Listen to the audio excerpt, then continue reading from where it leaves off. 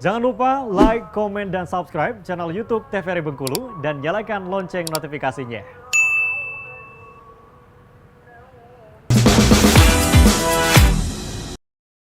Assalamualaikum warahmatullahi wabarakatuh. Selamat siang pemirsa Opini, obrolan pas di sini, dan tentunya senang sekali di hari ini kami bisa menjumpai tentunya pemirsa Opini dimanapun yang berada di hari ini ya.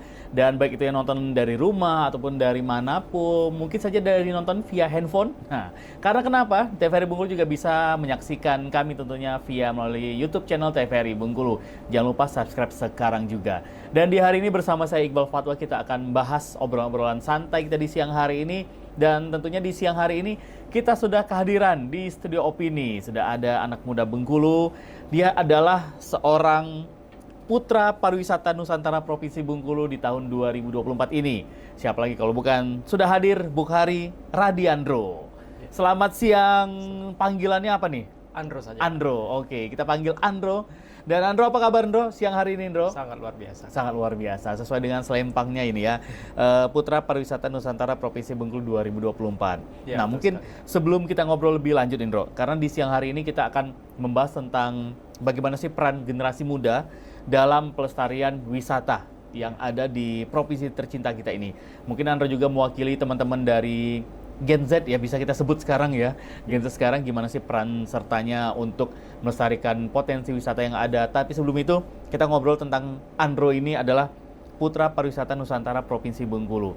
Nah ini Putra Pariwisata Nusantara ini pemilihan duta wisata kah atau seperti apa Andro? Boleh Andro ceritakan terlebih dahulu Andro? Oke, jadi baik Kak, kalau untuk Putra Pariwisata Nusantara atau lebih tepatnya Putra Putri Pariwisata Nusantara tahun 2024 ini adalah sebuah wadah yang dimana di dalamnya itu memiliki sebuah ajang pemilihan bagi anak muda yang dimana tugasnya untuk mempromosikan pariwisata yang ada di Indonesia serta membantu pemerintah dalam mengoptimalkan salah satu program kerjanya yaitu Sustainable Tourism.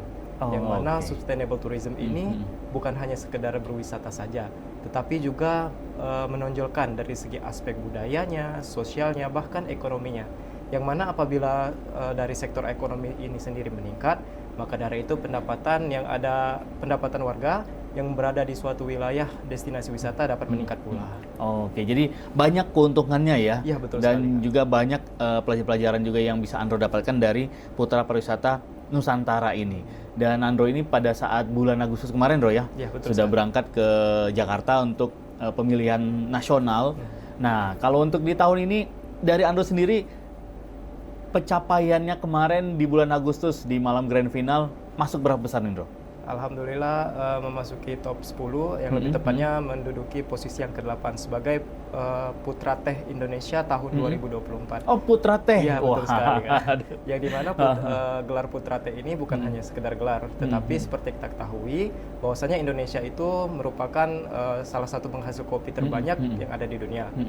Tidak hanya melalui kopi saja, tetapi Indonesia memiliki kualitas teh yang sangat bagus, yang dimana kandungan teh yang ada di Indonesia ini 12% lebih tinggi antioksidannya daripada teh-teh yang ada di luar negeri. Yang dimana pemasok utamanya yaitu berada di Jawa Barat, Jawa Tengah, yang disusul oleh Sulawesi kalau nggak salah. Oke, wah banyak sekali ya ilmu yang bisa dia dapatkan dalam pemilihan Putra Pariwisata Nusantara ini.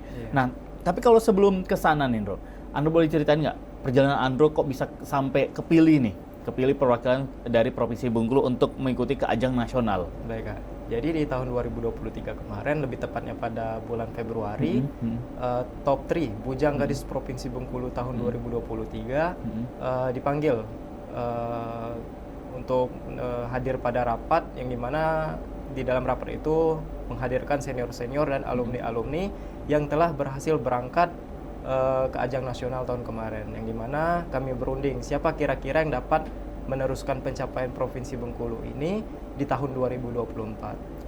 Dan alhamdulillah Andro dan pasangan Andro yang berhalangan hadir pada hari ini, Ayu Wulandari, terpilih menjadi perwakilan Provinsi Bengkulu ke kancah nasional.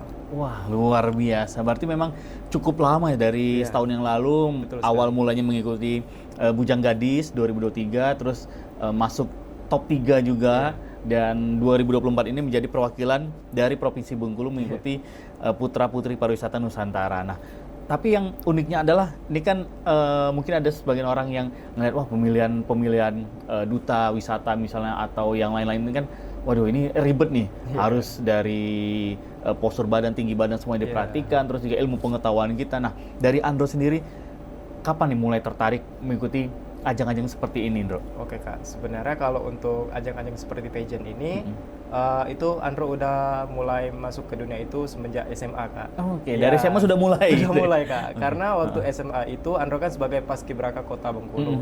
Maka dari itu pada tahun 2022 kemarin, Provinsi Bengkulu mengadakan pemilihan brand ambassador Purna Paskibraka Indonesia tahun 2022. Yang dimana sebagai perwakilan dari Kota Bengkulu, Andro diamanahkan untuk mengikuti pemilihan tersebut, dan alhamdulillahnya Andro mendapat gelar wakil 1 atau juara kedua pada saat itu. Oke, berawal dari situ berarti. Berawal dari situ Kak. Mungkin kalau pada saat itu Andro tidak gabung di Paskibraka di sekolah misalnya, terus juga kepilih Paskibraka Kota, mungkin jalannya berbeda sama seperti yang sekarang ya. Iya betul sekali. Oke, jadi awal mulanya seperti itu nih pemirsa. Andro adalah seorang Purna ya namanya. Kalau sudah alumni berarti Purna. Iya, udah Purna. Oke, sudah Purna di Paskibraka Kota Bengkulu kemarin terpilih 2022. Iya Kak. Oke, pada saat SMA, dan ternyata seru ya dunia-dunia seputar pemilihan seperti ini, dan ini berkecimpung dan terus-menerus sampai sekarang ini.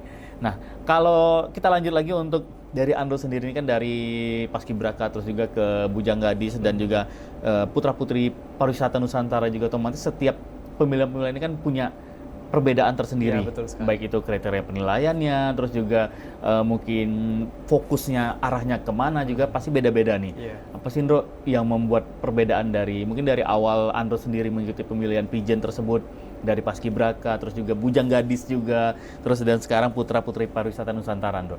Oke, kalau untuk bedanya itu sendiri Kak, tentu tupoksinya dari setiap pageant itu berbeda-beda. Yang dimana kalau Purna Paskibraka, brand ambassador Purna Paskibraka Indonesia ini itu lebih mengedukasi anak-anak muda yang dalam ruang lingkup SMA, yang dimana edukasi tersebut berupa seperti pemanggilan latihan gabungan dan lain sebagainya, yang dimana agar anak-anak muda pada masa SMA tidak menghabiskan waktunya dengan cuma-cuma, tetapi bisa berbuat seperti memilih ekskul paskib agar bisa meraih prestasi yang lebih besar. Kemudian untuk Bujang Gadis sendiri, yang dimana Bujang Gadis ini adalah putra-putri daerah terbaik yang ada di Provinsi Bengkulu, yang dimana tentunya tugasnya berkolaborasi dengan para pemerintah daerah untuk mengoptimalkan pariwisata yang ada di Provinsi Bengkulu. Berarti kalau kita lihat antara Bujang Gadis sama putri pariwisata Nusantara ini nggak jauh beda ya, justru sejalan gitu. Dari Bujang Gadis juga tujuannya adalah mengkampanyekan budaya di daerah tersebut, pariwisatanya, mungkin dari segi bahasa, makanan dan lain. Putra-putri pariwisata juga hal yang sama gitu. Ya betul sekali. Kita memperkenalkan produk-produk UMKM, budaya pariwisata yang ada di Bengkulu ke kancah nasional, agar Provinsi Bengkulu lebih dilihat oleh provinsi-provinsi lain, bahkan negara tetangga kita kan. Jadi yang menjadi duta perwakilan dari Provinsi Bengkulu. Nah, kalau tadi kan Andro bilang di putra-putri pariwisata ini kan ada mengangkat UMKM, memperkenalkan lagi. Nah, pada saat kemarin di Grand Final di Jakarta, acara seperti apa nih, Andro? Apakah juga memperkenalkan produk hasil UMKM atau seperti apa, Andro? Ya Pak, jadi pada hari pertama Andro dan pasangan Andro sampai ke tempat karantina, jadi pada malamnya itu kami melakukan sasing seremoni. Setelah melakukan sasing seremoni, kami ditugaskan untuk kembali ke stand-stand per daerah atau per provinsi yang sudah disediakan oleh panitia. Yang dimana stand itu berisikan UMKM yang kami bawa dari Provinsi Bengkulu ini. Berarti makanya ditonjolkan UMKM itu pada saat malam Grand Final, masing-masing provinsi ini membawa UMKM unggulan. Ya betul sekali. Nah pada saat itu Andro bawa apa nih, Andro? UMKM-nya? Kebetulan Andro membawa 3 UMKM pada saat itu. Yang pertama kerupuk tuiri, yang dimana cocok sekali untuk kita sebagai cemilan kita waktu main, mabar dan lain sebagainya. Yang kedua itu sirup jeruk kalamansi yang sangat cocok untuk cuaca yang sering berubah-ubah seperti sekarang ini, Kak. Dan yang ketiga yaitu batik by Hakiki Batik, yang seperti yang saya pakai pada saat ini. Iya, betul sekali, Kak. Jadi ada ciri khas dari makanannya, ada minuman, terus juga dari krianya pun juga ada batik Besure by Hakiki berarti dong. Iya, betul sekali, Kak. Berarti gimana selama kegiatan tersebut berlangsung? dari stand Bengkulu sendiri rame orang-orang yang datang. Sangat ramai Kak. Ya, jadi waktu di stand kami itu, kami kira-kira diberi waktu itu 30 menit. Bahkan sebelum 30 menit, stand kami itu udah habis duluan. Oh, oke, sudah Iya. terjual sold out. Iya, sold out Kak. Oke, berarti selama acara ini berlangsung selama berapa hari kemarin itu? Ndro? Itu waktu karantina itu selama 7 hari Kak. Oh, 7 hari, Iya, 7 stand ini tetap terbuka terus selama 7 hari? Enggak, cuma di hari sasing seremoni aja. Oh, Iya. oke. Oke, jadi putra-putri pariwisata dari masing-masing provinsi Iya. dipersilakan datang ke stand masing-masing Iya, selama betul 30 menit untuk mempromosikan. Iya, betul sekali. Dan di sana sebelum 30 menit, Andro sendiri pun di stand Bengkulu sudah sold out. Ya udah sold out duluan kami yang dari Bengkulu. Luar biasa. Yang paling, mungkin Andro juga ketemu sama customer pada saat itu, Ya, atau juga betul pengunjung, atau juga teman-teman yang lain, yang mereka lihat dari stand Provinsi Bengkulu apa sih, Andro?